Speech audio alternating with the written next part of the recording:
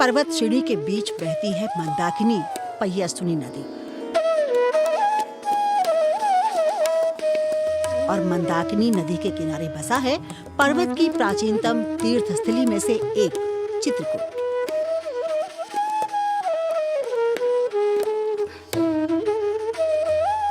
प्रकृति और ईश्वर की अनुपम देन है चित्रकूट। चारों ओर से विंध्य पर्वत श्रृंखलाओं और वनों से घिरे चित्रकूट को अनेक आश्चर्यों की पहाड़ी भी माना जाता है। चित्र जैसा कि नाम से आभासित होता है, चित्र, छवि और कूट यानी कि पर्वत, एक ऐसा आरण्यक आच्छादित पर्वत जो चित्रनुमा आभासित होता है, वही है चित्रकूट। चित्रकूट आकाश और धरती के बीच सौंदर्य बोध का पर्याय है। यही नहीं, वैदिक संस्कृति की अक्षुण्ण परंपराओं का प्रतिबिंब भी है।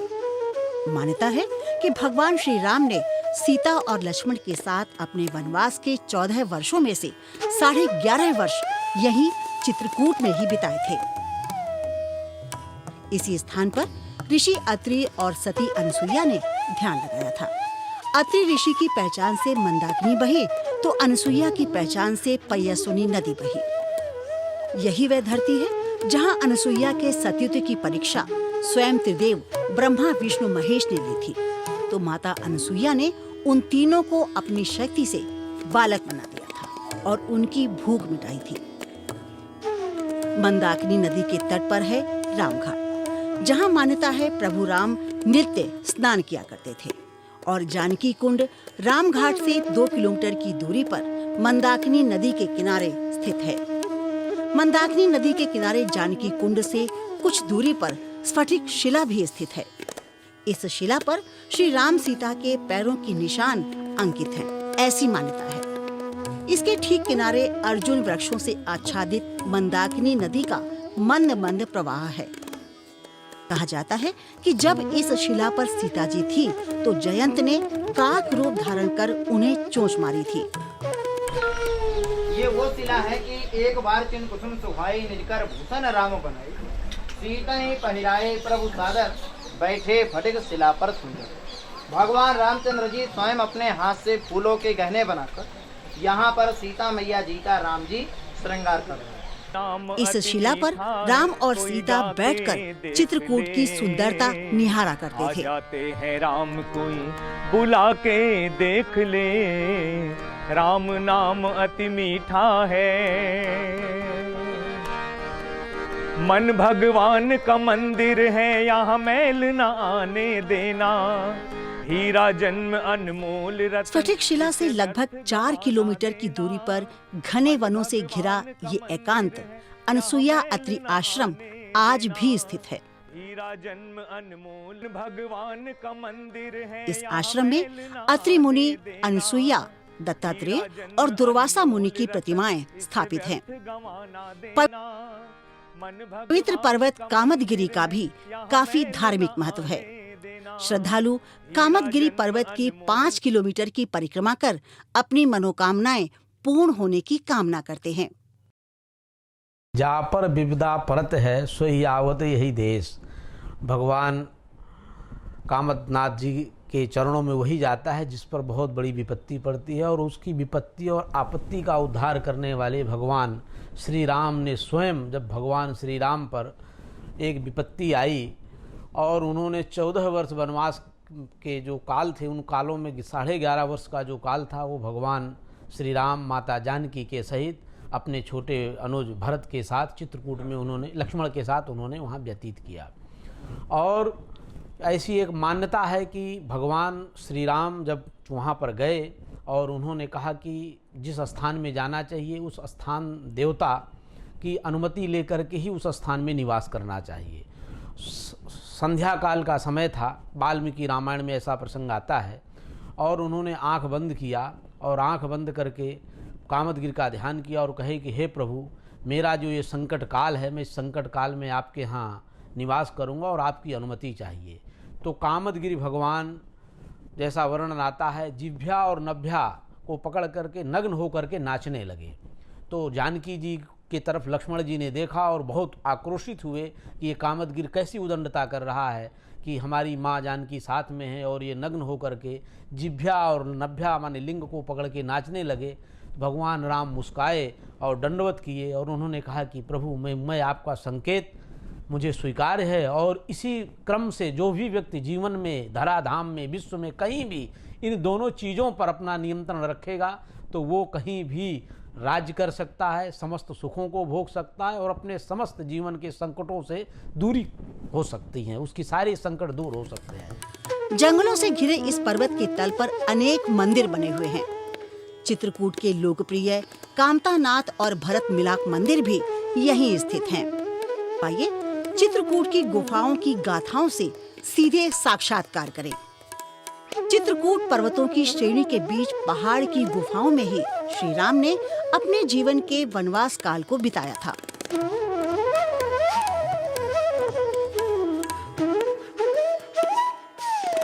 उनकी अनुभूति आज भी यहाँ की गुफाओं में जीवंत मिलती है। गुफा के भीतर की कलाकृतियाँ मनोहारी तथा दिव्य कलात्मक वैभव को सहेजती हैं, जबकि ये चमगादड़ों के पत्थरों को चाटने से उभरी आकृतियां हैं। पूरी तरह से प्राकृतिक सौंदर्य का प्रतिमान रूप गुफा की ये चट्टानें हैं। आइए अब गुफा के अंदर प्रवेश करें और अंदर के दृश्यों से स्वयं को जोड़ें। 9.5 लाख त्रेता युग की गुफा है ये। जब भगवान चित्रकूट में आए थे वनवास टाइम में, इसके 9.5 लाख वर्ष हो गए। 9.5 लाख वर्ष पुरानी गुफा बताई जाती है। यहाँ जो है राक्षस लोग बहुत आतंक फैलाए हुए थे। भगवान राम ने यही प्रण किया था कि निश्चल हिरि करम बुझाए प्रण किए, सकल दुनि के आश्रम जाय सुधे। भगवान राम यहाँ जहाँ जहाँ ऋषि मुनि रहते थे वहाँ वहाँ जा जा करके ऋषियों मुनियों को सुख शांति दिया और राक्षसों का वध किया। यहाँ आए जो है यहाँ एक ऋतुकेत नाम के मुनि तपस्या करते थे और यहाँ जो है एक राक्षस मयंक नाम का बहुत उत्पात मचाए हुए था। यहाँ जो है सीता जी के कपड़े चुरा के ले गया था, उसका यहाँ वध किया। लक्ष्मण जी ने उसको उल्टा टांग दिया, जो खटखटा चोर के नाम से जाना जाता है। आज जो शिला लटकी हुई है, खटखट की आवाज़ आती थी। पहले एक बांस रखा रहता था, उसे सब लोग हर यात्री हिलाता था। अब शासन से रोक लगा दी गई, उसको हिलाने नहीं देते। राम नाम अति मीठा है, कोई गा के देख यहीं पर ले। गुप्त गोदावरी नदी का कथानक उनके अवतरण से जुड़ा मिलता है। बुला के देख ले, राम नाम अति मीठा है। जबकि दूसरी गुफा की कहानी एकदम भिन्न है। कितनी कठिन और दुर्गम गुफा है ये, जहाँ गोदावरी नदी का यह लघु प्रवाह बहकर आ रहा है। तर गया सदन कसाई, नगर से 18 किलोमीटर की दूरी पर यह गुप्त गोदावरी स्थित है। यहाँ 2 गुफाएं हैं। नीच कर्म को करने वाला, तर एक गया गुफा सदन चौड़ी कसाई। और ऊंची है। प्रवेश द्वार सकरा होने के कारण इसमें आसानी से नहीं घुसा जा सकता। इस गुफा के अंतिम छोर पर राम और लक्ष्मण ने वनवास काल में दरबार भी लगाया था। तापस भेष विशेष उदासी 14 वर्ष राम वनवासी। एक तरह से राजमहल टाइप का रूप, जैसे ये इनका सिंहासन यहाँ, बाकी सब लोग इधर उधर बैठ करके। जी जी जी, यहाँ बैठते थे। भगवान राम लक्ष्मण सीता जी थे। सामने ये चौगान बना हुआ है, जैसे राजाओं का महल होता है। महल के सामने ये बना हुआ है बैठका। यहाँ ऋषि मुनि सब लोग बैठते थे और मंत्रणा करते थे कि कैसे राक्षसों का वध किया जाए।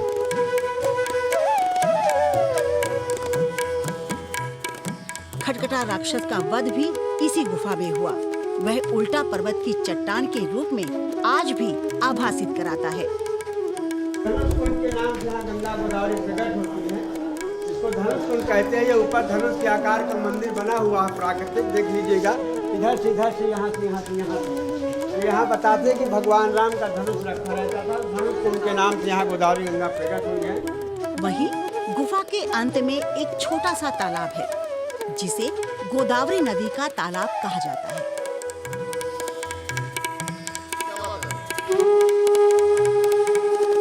दूसरी गुफा लंबी और संकरी है, जिससे हमें हमेशा पानी बहता रहता है। कहा जाता है कि ये गुप्त गोदावरी नदी की दूसरी गुफा है।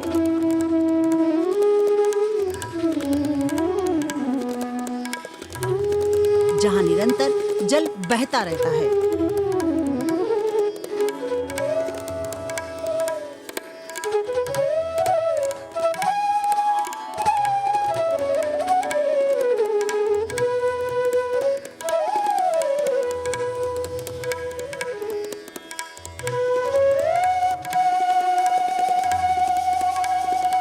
त्रेता युग का अगर दर्शन करना हो तो आपको चित्रकूट की उस पावन गुफा में जाना होगा जहां गुप्त गोदावरी बहकर पहाड़ की चट्टानों को फोड़ती हुई और तमाम कलाकृतियों को जन्म देते हुए आगे बढ़ती हैं और अपने भक्तों को किस तरह से वो दर्शन के लिए सामने आती है, पूरा दृश्य इस गुफा के भीतर देखा जा सकता है। इस कलयुग में जो है अगर वास्तविक त्रेता योग और सतयुग का अगर आनंद लेना है तो आप चित्रकूट की गुफाओं में जाइएगा और यहाँ पे आपको ऐसा अनुभव प्राप्त होगा, ऐसा आनंद की प्राप्ति होगी। कुदरती ये गुफाएं हैं, पानी 12 महीने रहता है। पानी यहाँ से पानी निकल रहा है, वहाँ से बाहर जाके समाप्त होगा। इसी का नाम हुआ है गोदावरी गंगा।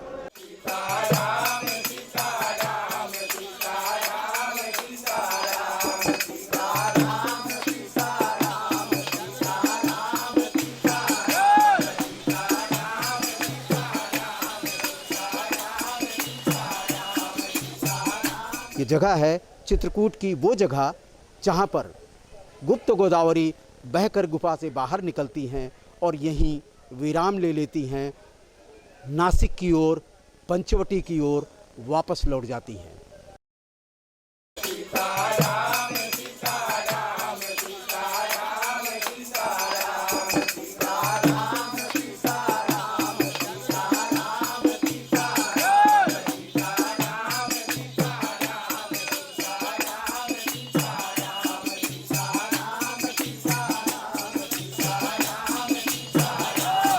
पहाड़ के शिखर पर स्थित हनुमान धारा में हनुमान की एक विशाल मूर्ति है।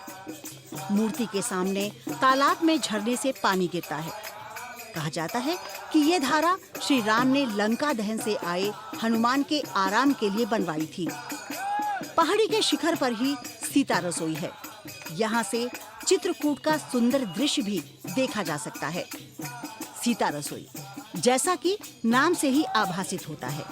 सीता जी जहाँ भोजन पकाती थी वह स्थान चित्रकूट की पहाड़ी के ऊपर एक स्थान जहाँ जल स्रोत भी रहा है और आदिम जनजातियाँ भी उसी पहाड़ी के ऊपर रहती थी, जो भेड़ बकरियाँ, गाय, बछड़े चराना और सघन जंगल के जीवन में अपना जीवन यापन करते थे।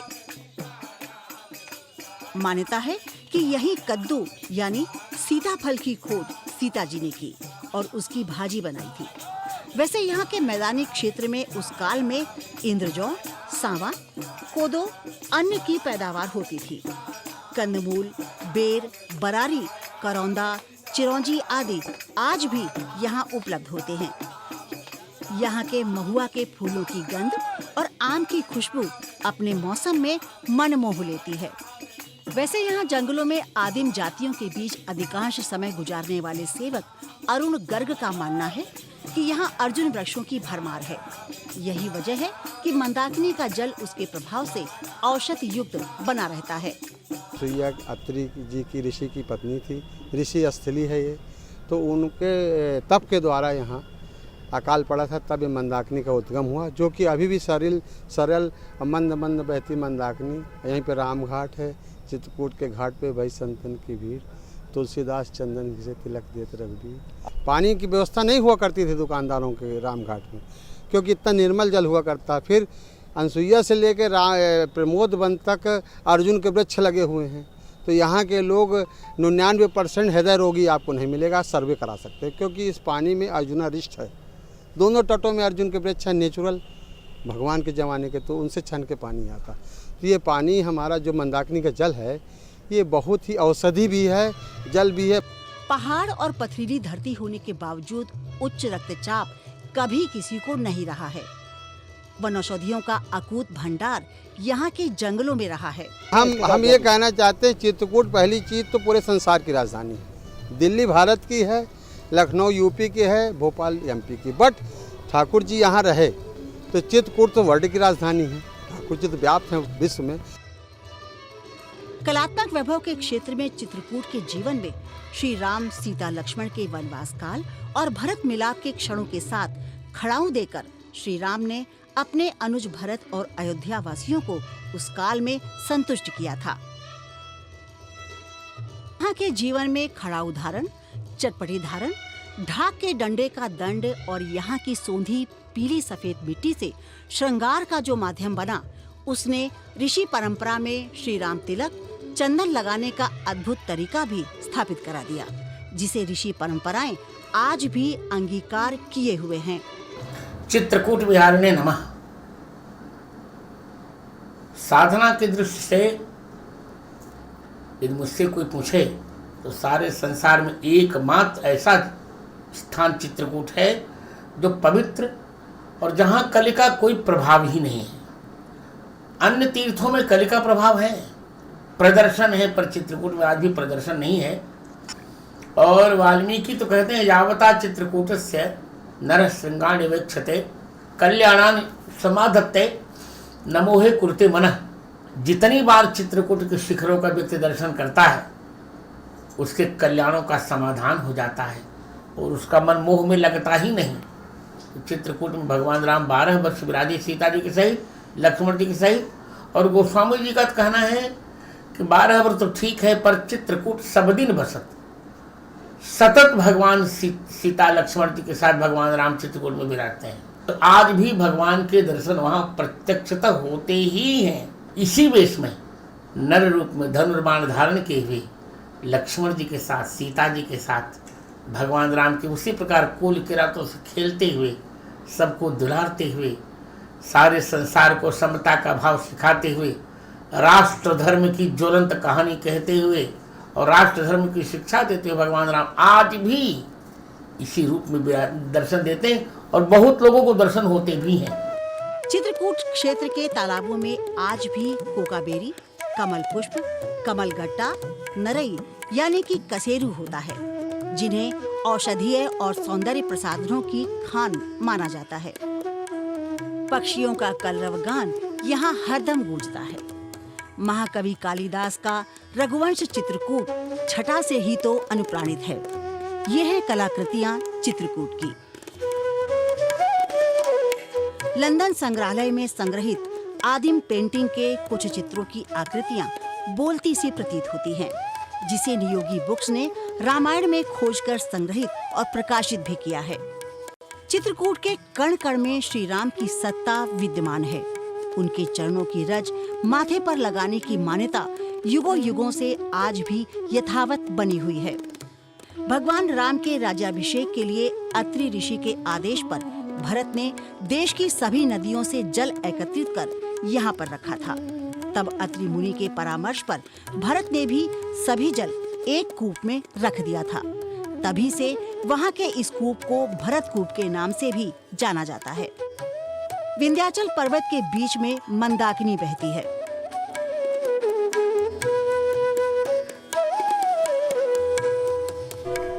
लहर लहर सात्विक स्वर गुंजन, ज्ञान प्रचुर है चिंतन दर्शन। हर तट आत्मिक शक्ति स्रोत है, हर तट आत्मिक शक्ति स्रोत है। बूंद बूंद अमृत है अविकल, बूंद बूंद अमृत है अविकल। ओ गंगा ओ गंगा तू कितनी निर्मल, तू कितनी निर्मल। शंकर के मस्तक से चलती पर्वत मालाओं पर रमती, शंकर के मस्तक से चलती पर्वत मालाओं पर रमती। वन उपवन उन्मुक्त विचरती, वन उपवन उन्मुक्त विचरती शैशव का तेरा तन चंचल, शैशव का तेरा तन चंचल। ओ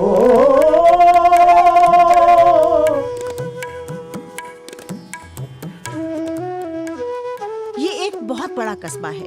यहाँ की मुख्य बस्ती सीतापुर है। बाद में जिसके साथ ऐतिहासिक कथानक भी जुड़े हैं उसे भी चित्रकूट ही कहते हैं। भगवान श्री राम, सीता तथा लक्ष्मण ने अधिकांश समय यहीं पर बिताया था। यहाँ भील, कोल, किरात जनजातियों ने उनकी सेवा की थी। चित्रकूट के साथ महाकवि तुलसीदास का नाम भी जुड़ा है।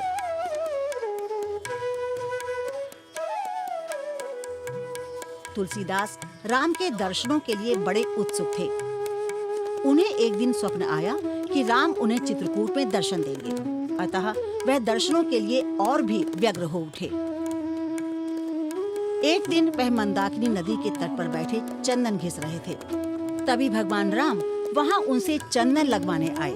उन्होंने लिखा भी है, चित्रकूट के घाट पर भई संतन की भीड़, तुलसीदास चंदन घिसे तिलक देते रघुवीर।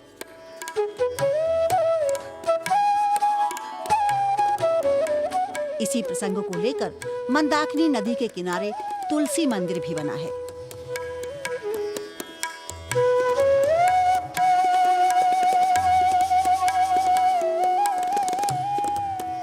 यही नहीं, गोस्वामी तुलसीदास जी के वंशजों के बीच आज भी उनकी हस्तलिखित मानस के अंश सुरक्षित हैं।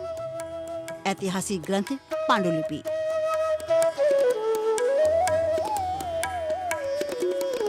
बालकांड दोहा नंबर 9 की अंतिम चौपाई है कि कवित विवेक एक नहीं मोरे, और सत्य कहूँ लिख कागद कोरे।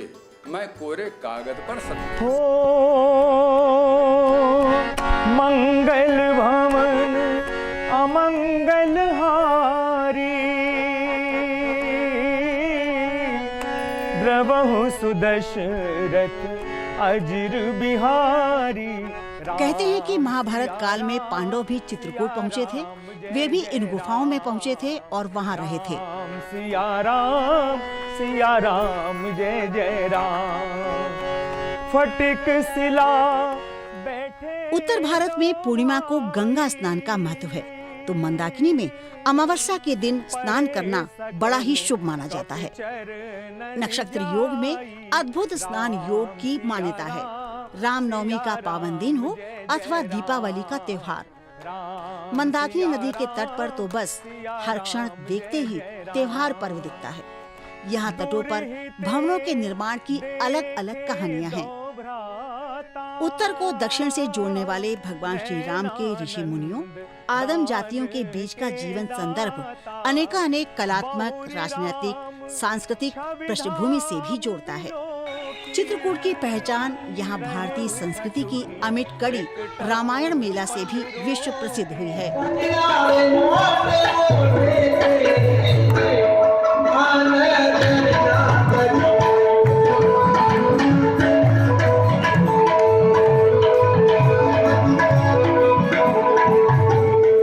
आधुनिक युग में भारत रत्न नानाजी देशमुख ने आदिवासियों के बीच जीवन को इस काल की जिस नई अनुभूति से जोड़ा और आयुर्वेद जगत के कई कालखंडों को उनके प्रयासों ने स्थापित कराया है। यही नहीं, भारत रत्न युग पुरुष नानाजी देशमुख ने यहीं चित्रकूट की वादियों में मंद मंद बहती मंदाकिनी पयस्विनी नदी के तट पर आयुर्वेद की जो अलग जगाई, वन्य जीवन आदिवासियों की सेवा भावना से जिस तरह पुण्यार्थ किया, उसने आज कथानक ही बदल दिया है। आयुष मंत्रालय की प्राण प्रतिष्ठा में भी नानाजी का योगदान कम नहीं है। विद्या अध्ययन के क्षेत्र में पद्म विभूषण जगत गुरु श्री राम भद्राचार्य जी महाराज ने दृष्टिबाधित होने के बावजूद यहाँ नई कहानी लिख दी। इसे गोस्वामी जी ने कह दिया, देखे थल तीरथ सकल भरत 5 दिन मांझ। 5 दिनों में दर्शन किया जाता है। जैसे ब्रज 84 है ना, ब्रज 84, अयोध्या 84, उसी प्रकार चित्रकूट भी 84 कोष की चित्रकूट की परिक्रमा है। और पावनता तो बहुत है। भौतिक दृष्टि बात उतना नहीं है, और आध्यात्मिक दृष्टि से तो मैं मानता हूँ चित्रकूट जैसा स्थल पूरे भारत में कहीं नहीं है।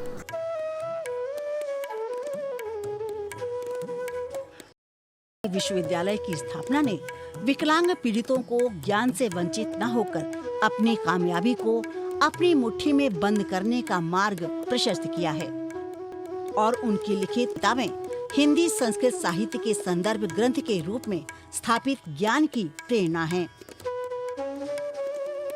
त्रिवेणी संगम में गंगा यमुना और गुप्त हुई सरस्वती की चर्चा विश्व प्रसिद्ध है, तो यहाँ चित्रकूट के पहाड़ की कंदराओं से गोदावरी नदी भी प्रकट होती है और बाहर आकर गुप्त हो जाती है।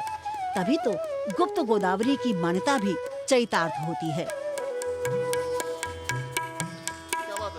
गोस्वामी तुलसीदास जी ने लिखा है कि कलयुग संसार के सभी स्थानों पर छा जाएगा, परंतु भगवान राम की महिमा से चित्रकूट पर कलयुग का प्रभाव कभी नहीं होगा। सच, अधिकांश कथानक यहाँ सत्य की पहचान से आज भी जुड़े मिलते हैं। हम भारत में एक ऐसी अलग जगह हैं कि हमारे जो नवयुवक पीढ़ी है, नवयुवा पीढ़ी है, उसके अंदर वाणी का नियंत्रण और चरित्र का निर्माण, ये दोनों चीज़ों का निर्माण बिना भारतीय संस्कृति के नहीं हो सकता। वो हमारे आचार्यों ने, ऋषियों ने, और जैसा आपने चित्रकूट की बात कही, भगवान कामदगिरि और कामदनाथ ने ये वाणी का संदेश दिया। कुल मिलाकर चित्रकूट नानाविध कालखंड की वृत्तियों का प्राकृतिक मनोहर जीवन कला की ऐसी धरती है जहां से श्री राम सीता के भावों से उपजी संस्कृति आज विश्व पटल तक अपने नाम और शब्द मंत्र से स्थापित है, क्योंकि दुनिया के 1000 शहरों का नाम भी राम नाम की ध्वनि से अनुप्राणित है।